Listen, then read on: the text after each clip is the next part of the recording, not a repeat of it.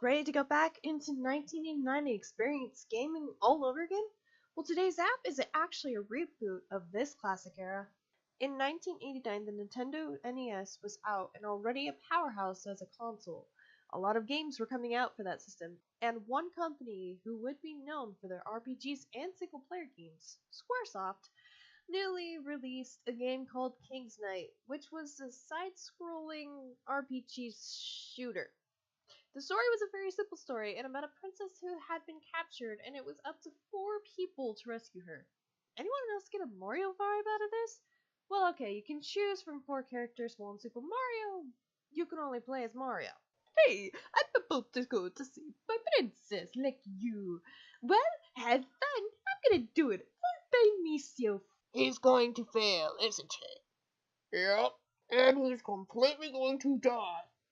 More than us. Whereas in King's Knight, the 4 characters all had different abilities, and each of the levels catered to those specific types. You can pick from Rajak, a knight, Kaliva, a wizard, Barusa, a monster/giant. No, seriously, look it up. And Toby, a thief. Main objective of this whole game was to destroy everything in your path.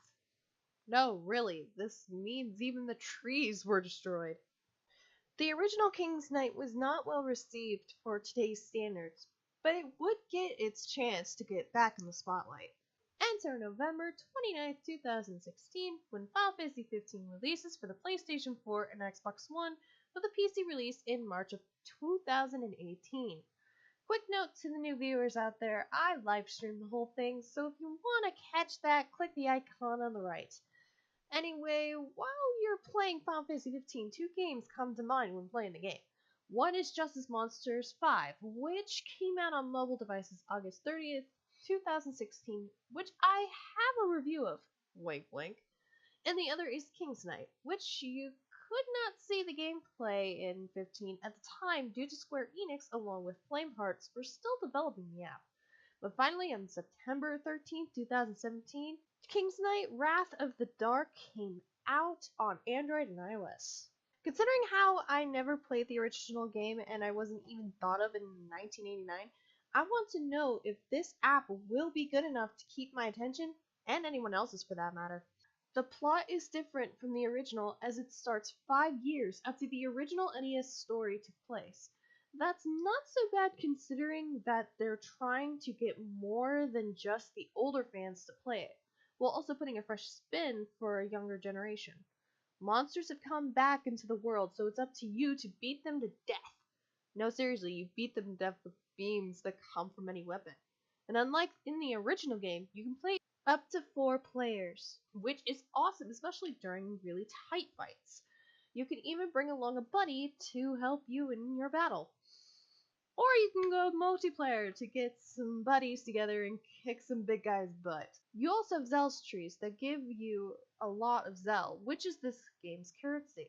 Trust me, you're going to need a lot of that. The combat is the same as the original, but with a twist.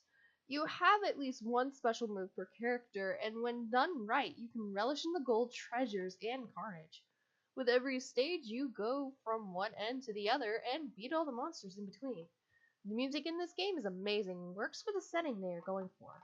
Of course, with every app where there is good, there is bad, and I have some gripes with this app.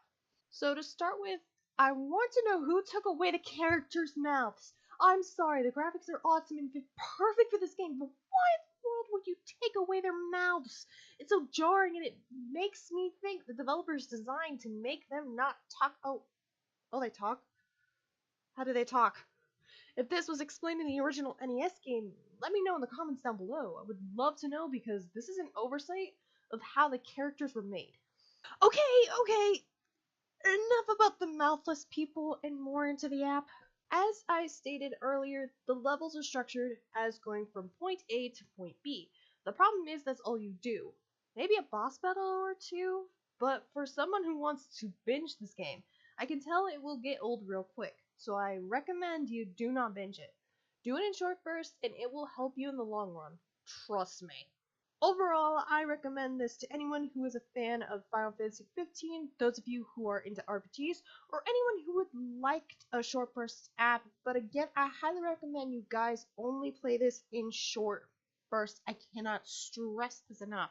That's it for this review, guys. Leave a comment down below if I have missed anything or what you guys thought about the app, as I would love to know more about what you guys thought, also about what the original was like. Leave a comment down below, and I will see you all next time.